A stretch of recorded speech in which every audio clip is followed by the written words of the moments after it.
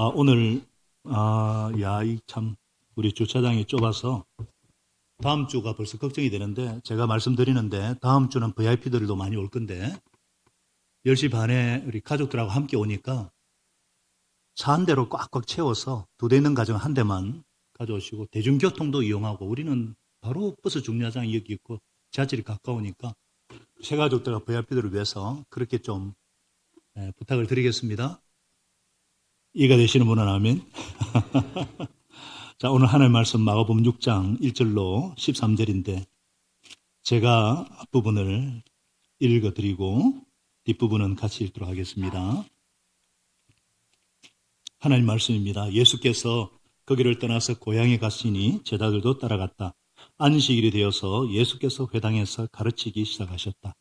많은 사람이 듣고 놀라서 말하였다. 이 사람이 어디에서 이런 모든 것을 얻었을까? 이 사람에게 있는 지혜는 어떤 것일까? 그가 어떻게 그 손으로 이런 기적들을 일으킬사? 이 사람은 마리아 아들 목수가 아닌가? 그는 야고보와 요셉과 유다와 시몬의 형이 아닌가? 또 그의 누이들은 모두 우리와 같이 여기에 살고 있지 않은가? 그러면서 그들은 예수를 달갑지 않게 여겼다. 그래서 예수께서 그들에게 말씀하셨다. 예언자는 자기 고향과 자기 친척과 자기 집 밖에서는 존경을 받지 않는 법이 없다. 예수께서는 다만 몇몇 병자에게 손을 얹어서 고쳐주신 것 밖에는 거기서는 아무 기적도 행하실 수 없었다. 그리고 그들이 믿지 않는 것에 놀라셨다. 그리고 예수께서는 마을들을 두루 돌아다니시며 가르치셨다. 그리고 12 제자를 가까이 부르셔서 그들을 둘씩 보내시며 그들에게 악한 귀신을 억누르는 권능을 주셨다. 그리고 그들에게 명하기를 길을 떠날 때에는 지팡이 하나밖에는 아무것도 가지고 가지 말고 빵이나 자루도 지니지 말고 전대에 동전도 넣어가지 말고 다만 신발은 신되 옷은 두 벌 가지지 말라고 하셨다. 우리 10절부터 같이 읽겠습니다. 또 그들에게 말씀하셨다. 어디서 어느 집에 들어가든지 어느 곳에서든지 너희를 영접하지 않거나 너희의 말을 듣지 않거든 그곳을 떠날 때에 너희의 발에 묻은 먼지를 떨어서 그들을 고발할 증거물로 삼아라. 그들은 나가서 회개하라고 선포하였다. 그들은 쫓아내며 수많은 병자들에게 기름을 발라서 병을 고쳐 주었다. 아멘. 오늘 주님의 사역자에게 따르는 거부와 배척이라는 제목으로 함께 말씀을 나누겠습니다. 거부와 배척이 올 때 참 좀 심각하죠. 그러나 사실입니다. 사랑하는 여러분, 저를 주목해 주세요. 우리 교회는 어떤 교회입니까? 우리 교회는 평신도 사역자를 키우는 교회, 그리고 청년 부흥과 다음 세대의 교육을 위해 책임지고 기도하는 교회. 여러분 잘 아실 줄로 믿습니다. 우리 교회의 키워드는 평신도 사역자, 청년 부흥 다음 세대입니다. 이것을 위해서 기도하고 헌신하는 교회입니다. 그렇습니다. 저희가 사역자를 키우기 위해서 주님의 일을 하는 사람을 사역자인데 키우기 위해서 애를 쓰고 있고 여러분도 다 누구나 다 사역자가 되려고 애써야 하십니다. 아멘이 약하시. 아멘. 제가 막 강요하는 건 아니고 그렇게 왜냐하면 하나님께서 우리를 구원하시고 부르실 때 에베소 2장 10절 말씀대로 우리가 하나님의 선한 일을 위해 지원받았기 때문에 그것을 하도록 주님의 우리가 구원받는 그 순간부터 주님의 사역자예요. 주의 일을 하는. 그런데 우리가 주님이 쓰시는 이런 사역자가 되기 위해서는 좀 준비할 것이 있어요. 여러 가지 준비가 있지만 그 중에 하나가 예수님의 사역자가 되어서 받을 거부와 배척을 수용할 수 있는 준비가 되어 있어야 돼요. 왜냐하면 하나님의 참된 사역자에게는 항상 거부와 배척이 따르기 마련이기 때문입니다. 오늘 본문에는 2가지 얘기가 있는데 하나는 예수님께서 고향에 가셨다가 배척받으신 얘기고 또 하나는 예수님께 12 제자를 둘씩 파송하신 얘기죠. 언뜻 보기에 별개 같지만 2가지 사건의 저변에 흐르는 것은 하나입니다. 거부와 배척이에요. 예수님께서 갈릴리 전반기 사역을 마무리하시면서 고향 나사렛에 들러서 잠시 휴식을 취하고자 하신 것 같아요. 그래서 안식일이 되어서 회당에서 가르치셨습니다. 그 목사와 달리 예수님이 가르치셨으니까 얼마나 잘 가르쳤겠습니까? 그런데 이런 훌륭한 가르침을 받은 고향 사람들의 반응이 무엇입니까? 예수님의 말씀을 듣고도 살아계신 하나님의 아들의 말씀을 듣고도 믿기보다는 부정적이었어요. 그들은 예수님을 달갑지 않게 여겼다 그랬어요. 이거 좀 약하게 번역한 겁니다. 개역개정에서는요, 예수를 배척한지라 이렇게 돼 있어요. 은혜 받기는커녕 아주 기분 나빠했고 아주 불쾌했고 거부하고 배척했어요. 심지어 누가복음에서는요, 낭떠러리에서 예수님을 밀어 떨어뜨려 죽이려고까지 한 것을 볼 수가 있어요. 왜 이렇게까지 예수님을 배척했을까? 왜 예수님의 가르침을 불쾌해하고 달갑지 않게 여겼을까? 이유가 2, 3절에 나오죠. 이 사람이 어디서 이런 모든 것을 알았을까? 이 사람이 있는 지혜는 어떤 것일까? 어떻게 그 손에 이런 기적들이 일으킬까? 이 사람은 마리아 아들 목수가 아닌가? 바로 예수님의 신분 때문이에요. 당시 회당에서 말씀을 가르칠 수 있는 자격을 가진 사람은 유명한 랍비 밑에서 집중 교육을 받은 사람입니다. 그런데 예수님이 이런 정규 교육을 받지 않았어요. 어떤 자격증도 없어요. 또 예수님이 평범한 목수예요. 그 당시 목수는 지금처럼 목수 일만 전문으로 하는 사람은 아닙니다. 손재주가 있어가지고 어느 집에 가서 선반이 선반도 달아주고, 문이 고장난다고 하면 문도 달아주고, 지붕에서 물이 샌다 그러면 지붕도 고쳐주는 막일을 하는 사람이 목수예요. 무엇보다도 마리아의 아들이 아닌가? 분명히 아버지 요셉의 아들이라고 그랬는데 마리아 아들 이 말이 뭐냐? 욕입니다, 욕. 아마 아버지 요셉이 일찍 돌아가신 것 같아요. 아비 없는 후레 자식이라는 소리입니다. 모욕이죠.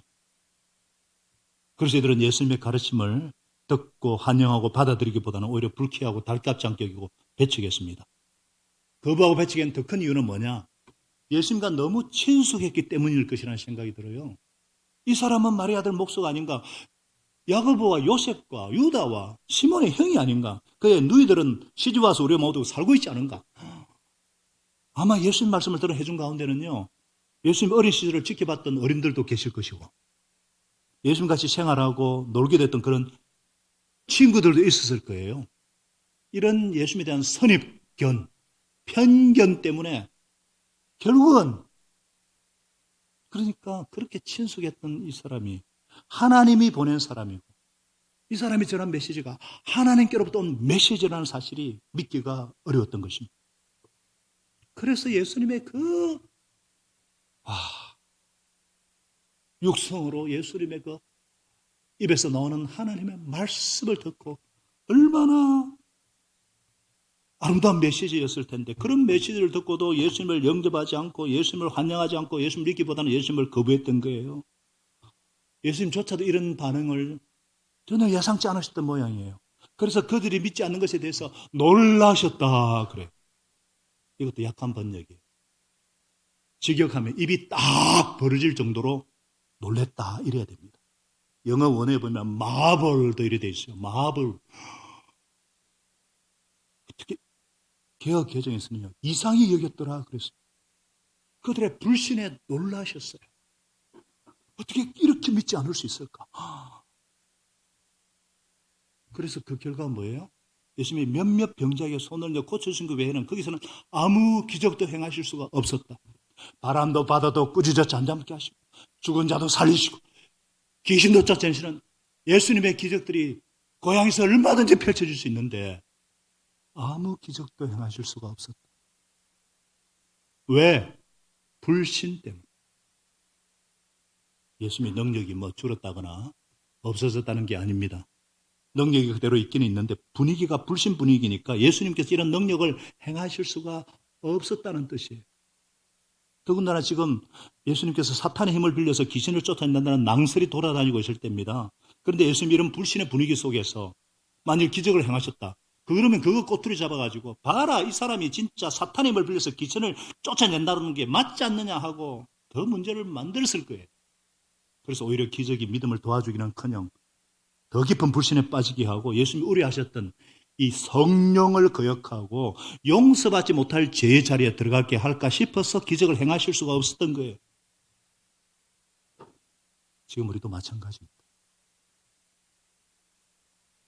사랑하는 여러분, 우리 하나님께서는 전능하신 하나님이십니다. 능치 못하실 일이 없으신 분이십니다. 그런데 이런 능력은 자동적으로 나타난 것이 아니라 믿음의 분위기 속에서 나타납니다. 불신의 분위기 속에서는 하나님의 능력이 역사할 수가 없어요. 불신의 분위기 속에서는 기적은 안 일어납니다. 다 같이 불신의 분위기에서는 기적은 안 일어난다. 그래서 어떤 교회에 가보면요, 1년이 지나도 간증거리가 없어요. 왜 그런가? 교회 분위기가 불신의 분위기예요. 막 부정적이고 냉소적이고 막 하나님이 역사하실 수가 없는 거예요. 예수님께서도 기적을 행하실 수 없다고 하셨어요. 하나님의 능력은 믿음의 분위기 속에서 역사하십니다. 참 그래서 하나님께 감사한 것은 우리 교회는 현재 성령 충만한 줄로 믿습니다. 믿음의 분위기, 사랑의 분위기가 감돌고 있는 것이 느껴져요. 목장마다 기도 응답 받을 거다 하는 것이 자연스럽게 용납이 되는 것 같아요. 아픈 분이 있으면 뭐 꼭 목사님이 아니라 우리들이 할지라도 손을 얹고 기도하면 낫는다, 치유된다, 회복된다. 믿음의 분위기가 목장마다 있는 것 같아요. 제가 왜 아는지, 어떻게 아느냐? 목회일기 보면요, 기동도의 역사도 많고 치유의 역사도 많아요. 얼마나 감사한지 몰라요.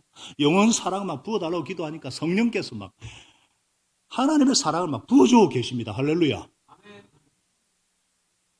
전능하신 하나님이시지만 이 능력이 역사하기 위해서는요, 믿음의 분위기가 있어야 돼요. 불신의 분위기 가운데서는 하나님의 능력이 역사할 수 없다는 것 아셔야 합니다. 우리 목장의 분위기가 정말 중요해요. 보스턴 목장 보니까 분위기 참 좋대요. 저런 데 가고 싶어요, 그냥. 근데 목자 목녀가 막 인상 찌푸리고 막 힘들어하고 그러면 누가 거기 가고 싶겠어요? 안 그래도 바쁜데 그 스트레스 많은 곳에 왜 가, 내가? 이 벚꽃 구경해야 되는 이 좋은 날에 예배 왜 왔어요? 분위기가 칙칙하고 어둡고 그러면 어떻게 되겠어요?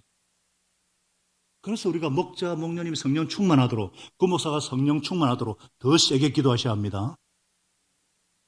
아멘이시죠?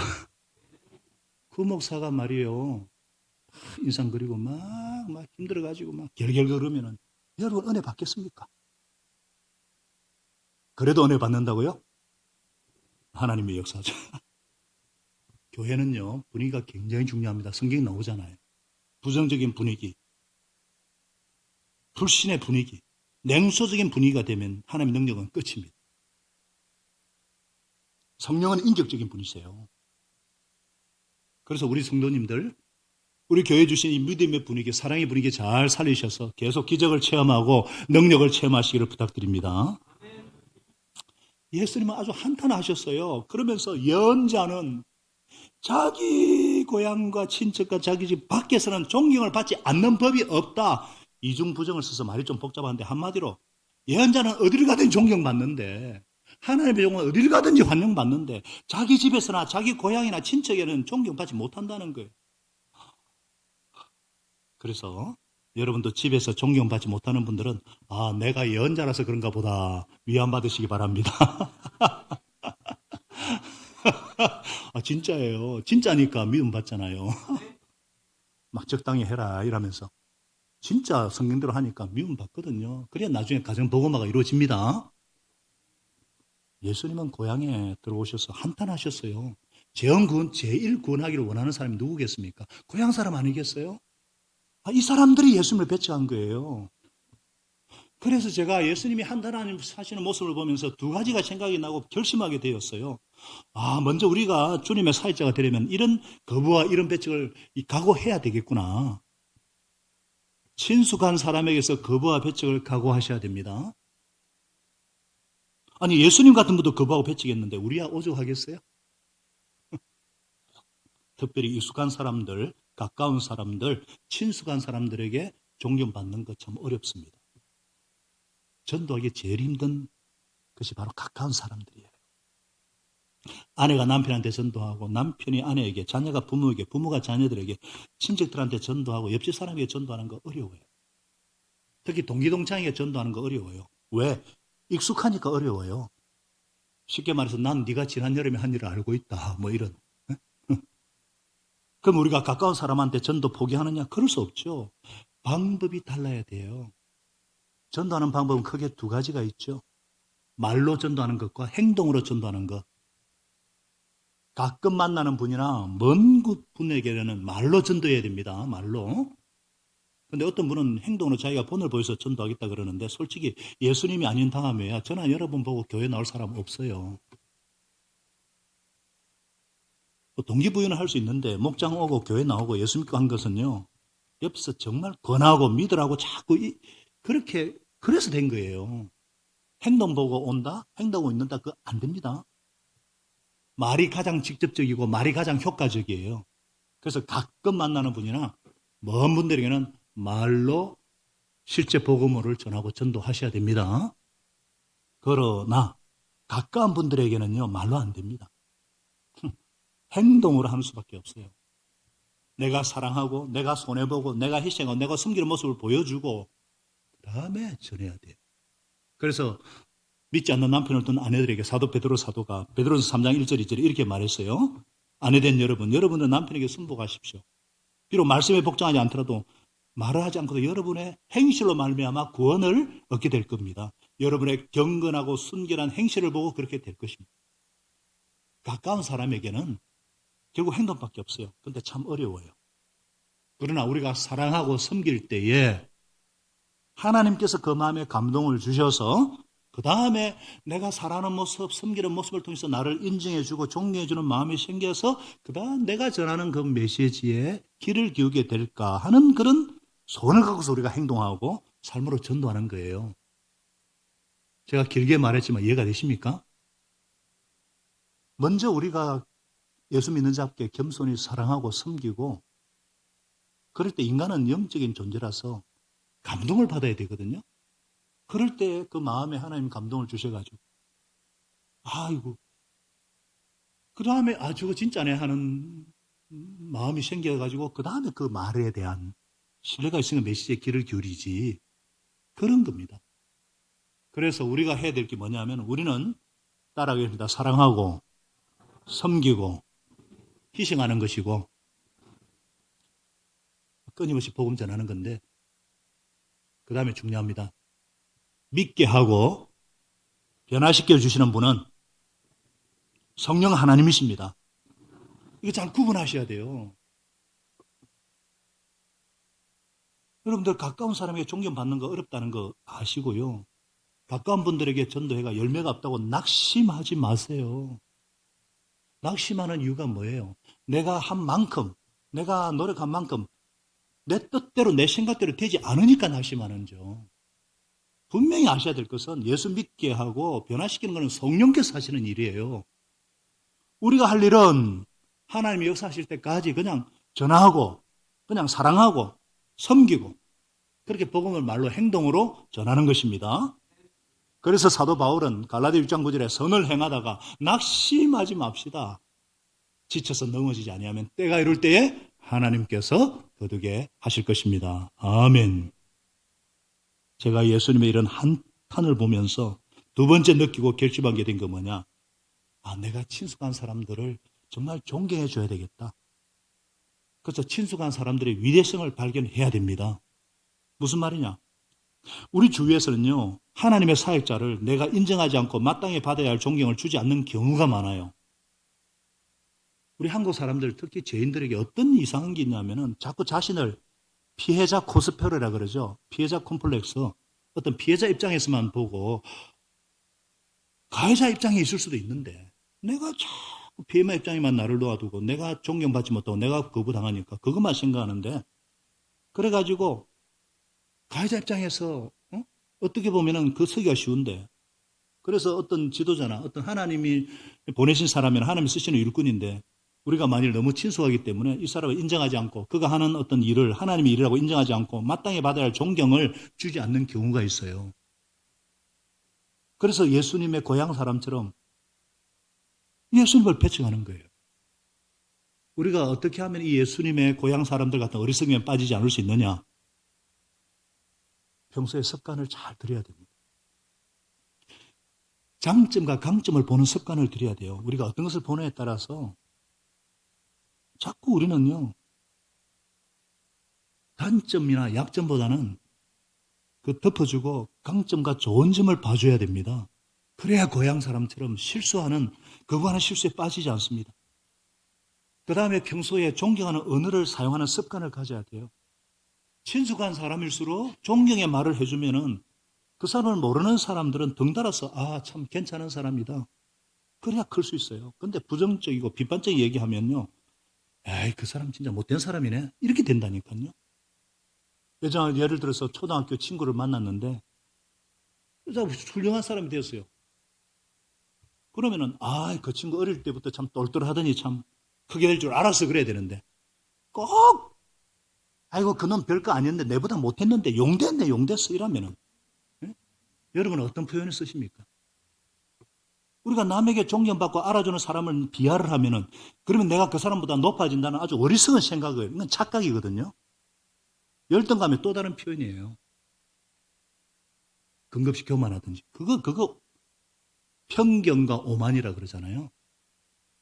그래서 우리가 그런 거 많이 합니다. 자녀 앞에서 아버지 흉보는 엄마. 그런 엄마들은 세상에 그런 바보 같은 엄마가 없잖아요. 그런 바보 같은 아빠하고 결혼한 자기가 더 바보 아니에요? 그래서 교회도 마찬가지입니다. 교회 분위기 보면 딱 알아요. 막 성도를 자랑하고 막 장로들 자랑하는 그런 목사님 보면 아, 저 교회 참 행복하겠다. 그런데 어떤 분은 뭐 참 장로 욕하고요. 심지어 뭐 여러분은 목사 자랑하십니까? 뭐 자랑할 게 있어야 자랑하죠, 그죠? 저는 어딜 가면 우리 교회 성도들 자랑해요.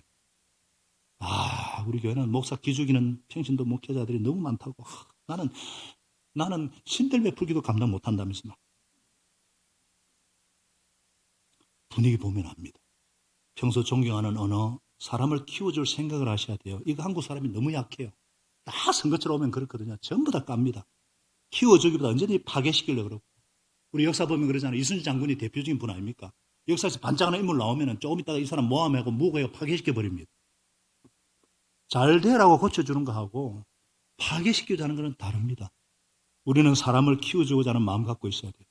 그래서 어떤 사람이 은혜 받고 막 열심히 부지런히 뛰면 왜 저렇게 설치나 이런 말 하지 마시고 내가 못하는 거 대신 해주니까 얼마나 고마워요. 얼마나 감사해요. 아이고 참 잘하네. 아이고 고향 사람들 같이 하면 안 됩니다. 그런 편견과 오만을 벗고 우리 교회는 사람을 키우는 교회 되어 봅시다.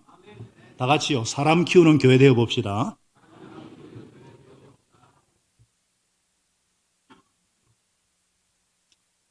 여기까지 설교하고 마칠까요? 좀 더 해도 되겠습니까?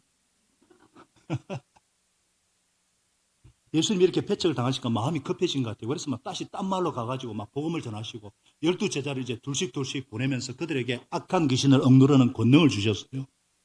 그 다음에 예수님은 제자들에게 너희들 가서 전도사역하면 하나님이 모든 필요 채워줄 테니까 아무도 준비하지 말고 가라. 다 채워준다 하시면서 8절 9절에 그렇게 말씀하셨거든요. 그 다음에 가서 복음 전하다가 거부하면 어떻게 되느냐. 거기서 자꾸만 싸우려고 하지 말고 그냥 떠나라. 그래서 11절에 뭐라 그랬어요? 발에 묻은 먼지 떨어서 그 발을 점검으로 삼아라 그랬어요. 자, 여러분들 이렇게 둘씩 파송받은 제자들을 보면서 우리가 사역자로서 주님의 일을 할 때 어떤 사역의 원칙을 발견할 수 있잖아요. 우리가 주님의 일을 할 때 붙잡아야 할 것이 있습니다. 그럼 따라하겠습니다. 주님의 일을 할 때 붙잡아야 할 것. 자, 7절에 분명히 하반절에 귀신을 억누르는 권능을 주셨다 그랬고 그 결과 13절에 그들은 많은 귀신을 쫓아내고 수많은 병자의 기름발을 병을 고쳐냈잖아요. 자, 이걸 통해서 우리가 붙잡아야 될 원칙은 첫째, 주님께서 일을 시키실 때 권능도 주신다. 다 같이요. 권능도 주신다. 예, 예수님께서 우리에게 사명을 주실 때는 반드시 권능도 같이 주십니다. 우리에게 일을 맡기실 때는요, 그 일을 감당할 수 있는 능력도 반드시 같이 주십니다. 그렇죠. 제자들이 권능을 받았기 때문에 가서 예수님이 하셨던 똑같은 일을 한 거예요. 예수님처럼 회개하라. 똑같은 메시지 전했고 예수님처럼 질병도 고치고 귀신도 쫓아냈습니다. 그래서 우리도 내가 하는 이 사역들이 내 만족이나 어떤 남에게 보이기 위해서가 아니라 정말로 주님이 시켜서 하신 사역이라는 면은 반드시 권능이 따르리라는 것을 기대하시기 바랍니다. 주님께서 일을 맡기실 때 능력 주시지 않고 일 맡기는 법이 없습니다. 그래서 이것이 주님께서 내게 주신 사명이다 생각하고 주님께서 내게 주신 사역이다 싶으면 내 모습이나 내 형편이나 내 상황을 보거나 재지 마시고 뛰어드시기 바랍니다. 순종하시기 바랍니다.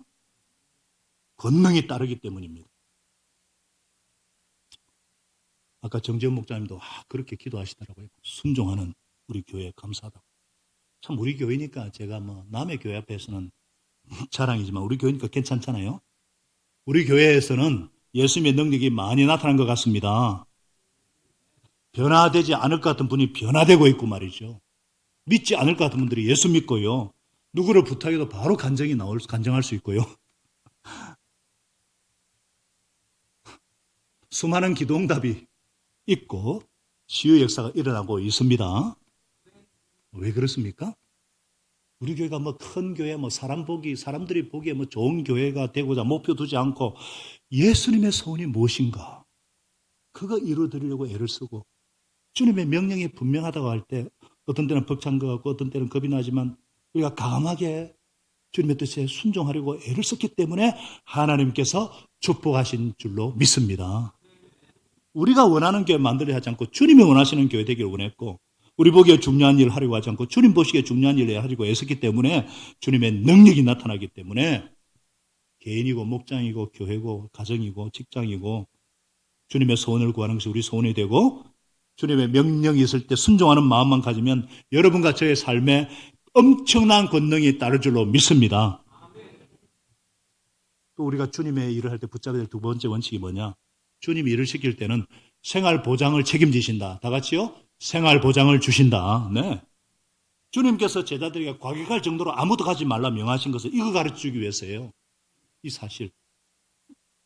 너희들이 내 이름으로 주의를 하면 하나님께서 모든 걸 채워주니까 여벌옷이나 용돈 이런 거 생각하지 말고 갔어요. 그 결과 어떻게 됐습니까? 굶어 죽었나요? 여기에 굶어 죽었으면 한 마리라도 있을 일이 없어요. 얼어 죽지도 않았어요. 잘하고 왔어요. 주님께서 필요를 다 채워주셨어요.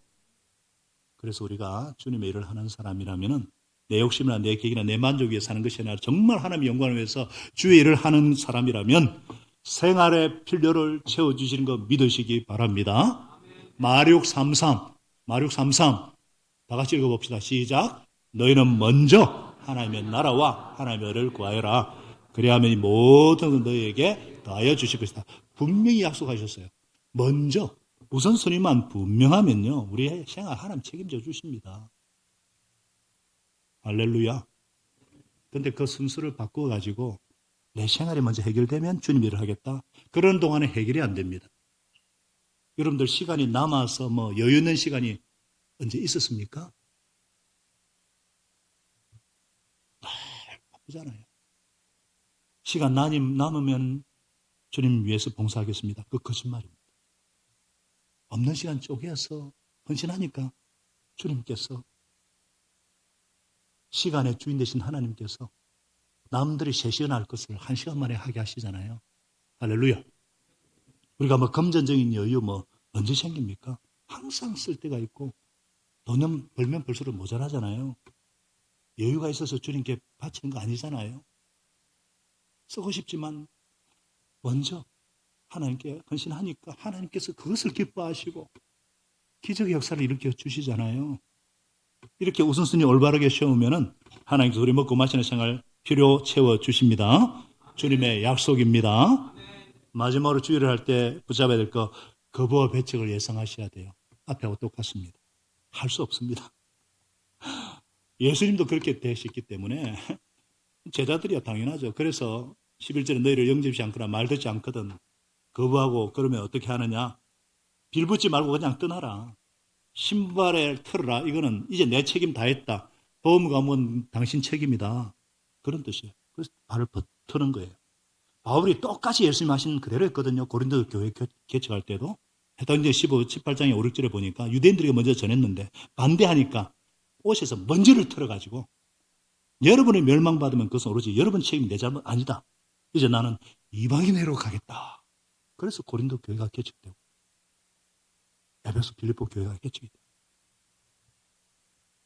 어떤 사람이 복음을 자꾸 거부하고 그러면은 자꾸 강요하거나 진드기처럼 물고 늘어져서 그럴 필요가 없어요.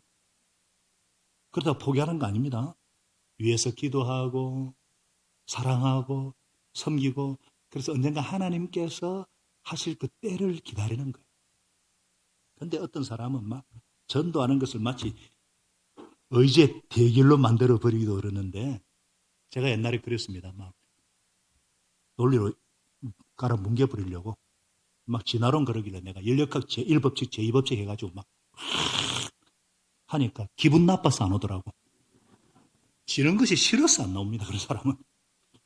그분 생각이 그럴 거 아니에요. 내가 교회 나오면 지는 거야. 그래서 안 나와요. 그래서 안 되죠. 근데 우리 교회 어떤 목장은 정말 잘하고 있는 것 같아요. 자꾸만 목장에 초대도 안 오고 또 안 오고 그러니까 이렇게 얘기했다 그래요.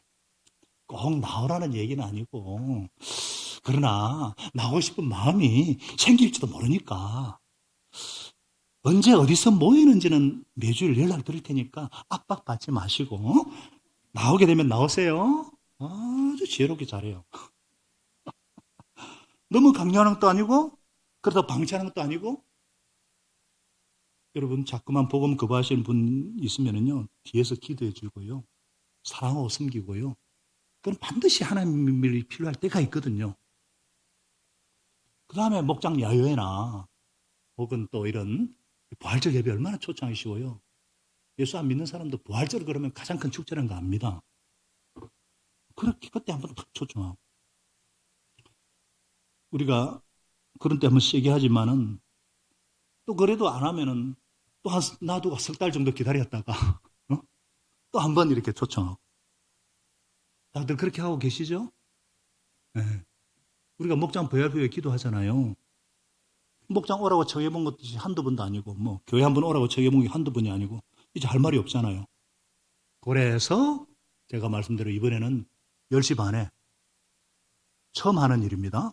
10시 반에 우리가 전시대 통합 예배 드리고 프로그램도 좋아요. 초청장도 나왔으니까 SNS로. 우리는 그냥 초대하는 거예요. 한번 와봐라. 그럼 우리는 됐어요. 하나님이 어떻게 마음을 변화시킬지 그건 우리가 모르잖아요. 하나님 일이고 우리는 우리가 할 일을 하면 돼요. 하나님은 하나님이 하실 일을 할 것이고. 그래서 여러분들 주님 사역하다가 거부당하고 듣기 싫은 말도 듣고 모욕당하고 그럴 때 속이 쓰리지만 너무 마음 아파하지 마세요. 예수님께서도 마태복음 5장에 너희가 나 때문에 모욕당하고 박해받고 터무니 말로 온갖 비난받으면 복이 있다. 너희는 기뻐하고 즐거워해라. 하늘에서 너희 받을 상이 크다 그러셨어요. 예수님과 선자들 다 그렇게 박해받았다. 그래서 주님 때문에 받는 거부나 무시는 다 상이 있습니다. 이런 것 때문에 낙심하거나 힘들어하지 마시고 웃음 잃지 마시고 밝은 모습 잃지 마시고 하나님께 내가 상 받을 기회를 부여받았다. 내가 진짜 예언자네. 그래서 주를 위해 이러한 고난받는 것을 특권을 누리게 됨을 감사하면서 인내하셔서 하나님 앞에 섰을 때 많은 칭찬받는 우리 성도들 미래교회 되시기를 예수님의 이름으로 축복합니다. 기도하겠습니다. 하나님 아버지, 주님께서 우리에게 주신 축복이 참 많습니다. 예수님을 통해서 구원해 주시고 영생을 주시고 하나님의 자녀가 되는 특권을 주시고 기도응답의 복을 주시고 이 땅에서도 천국살이를 연습할 수 있도록 아름다운 공동체 주셔서 너무너무나 감사합니다. 감사할 것 천지밖인데 게다가 주를 위해서 고난받을 수 있는 축복도 주심을 감사합니다. 주님 위에 받는 고난 다 기억하시고 상으로 갚아주겠다 하셨으니 저희들 이 말씀 믿겠습니다. 주님으로 인해서 주님 이름 때문에 거부당하고 배척당하고 상처 입은 분이 혹 있다면 주여 그리스도의 평안으로 그 마음을 채워 주시옵소서. 선지자가 고향에서 높임 받지 못합니다. 가족들이 아직까지 진가를 모르기 때문에 난 네가 지난 여름에 한 일 알고 있다면서 너무 친숙하기 때문에, 그러나 아직 때가 안 됐을 뿐이고 우리가 섬기고 사랑하고 말로 행동으로 복음을 전할 때 하나님께 하는 방법대로 구원의 놀라운 은혜를 주실 줄로 믿습니다. 우리가 천국에 대한 상급에 대한 기대와 주를 위해 고난받을 수 있는 영광을 감사하고 기뻐할 수 있도록 성령님 도와주시옵소서. 무엇보다도 우리 미래로 교회는 사람을 키우는, 사역자를 키우는 교회 되기를 주님 원합니다. 항상 장점 보고 강점 보는 저희들 되게 하시고 존경하는 언어 사용하게 하시고 무엇보다 사람을 키워 나오고자 하는 소원을 심어주셔서 하나님이 쓰시기 원하는 사람 보이면 이런 사람 키워주고 격려해주고 한 걸음 더 나아가서 먼저 믿은 우리 통해서 은혜 받는 놀라운 역사를 이루어 주시옵소서. 믿음의 분위기, 사랑의 분위기, 주님의 기적이 역사할 수 있는 환경을 만들고 주님의 일을 할 때 권능과 생활 보장도 약속하심을 믿고 삶의 현장에서 경험하고 주님께 영광 돌리는 우리 미래의 모든 성도들, 목장 가정들 다 되도록 축복하여 주시옵소서. 살아계시고 늘 우리와 동행하시는 우리 주님의 은혜를 감사하면서 예수님의 이름으로 기도합니다. 아멘.